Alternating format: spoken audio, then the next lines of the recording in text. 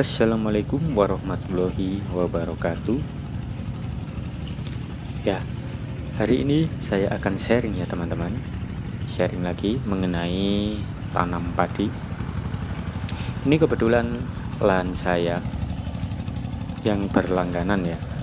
Ketika awal tanam ada beberapa hewan yang menyerang.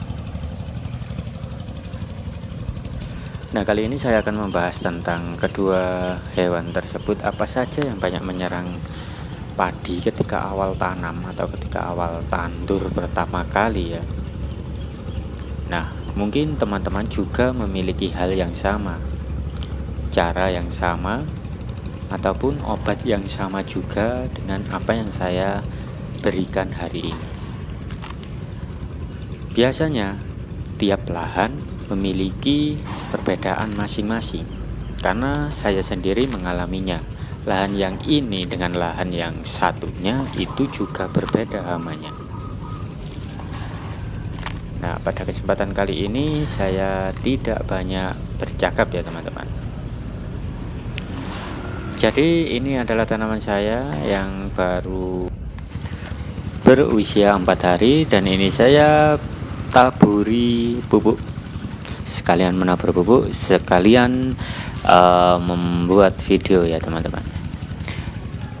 Nah, pada lahan ini ada dua hama yang selalu menyerang setiap pertama kali tanam sampai tanaman padi saya kira-kira usia 1 bulanan.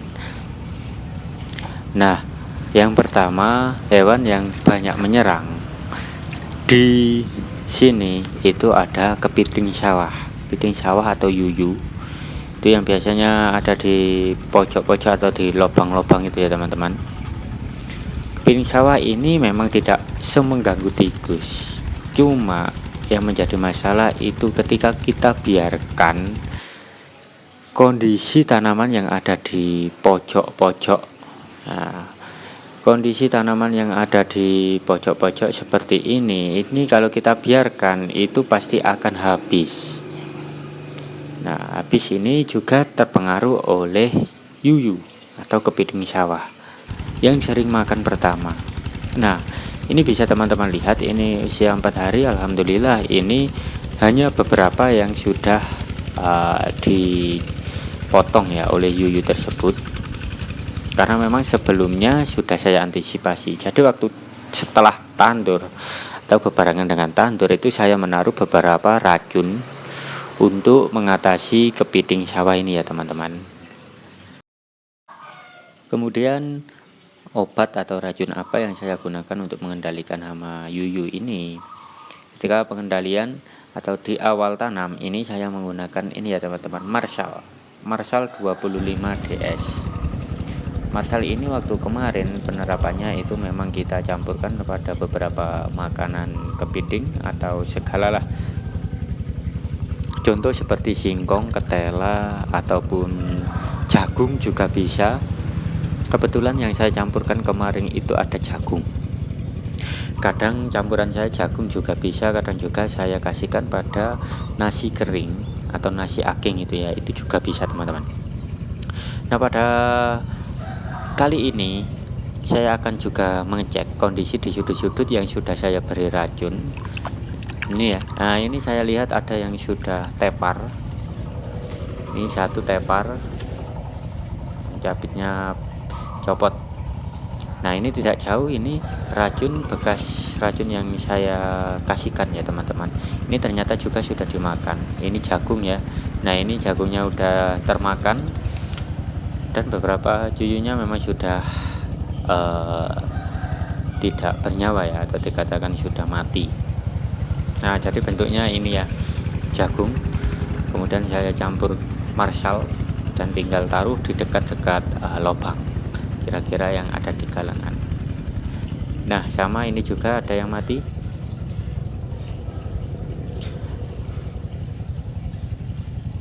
Nah, memang kalau untuk tanaman pertama atau tanaman masih kecil ini, beberapa hama tersebut memang sering atau kerap mengganggu yang ada di lahan saya, terutama yang lahan ini. Kalau lahan yang satunya itu masalahnya hanya ada pada cuyu, jadi orong-orongnya tidak. Kalau di sini ada juga orong-orong ya teman-teman.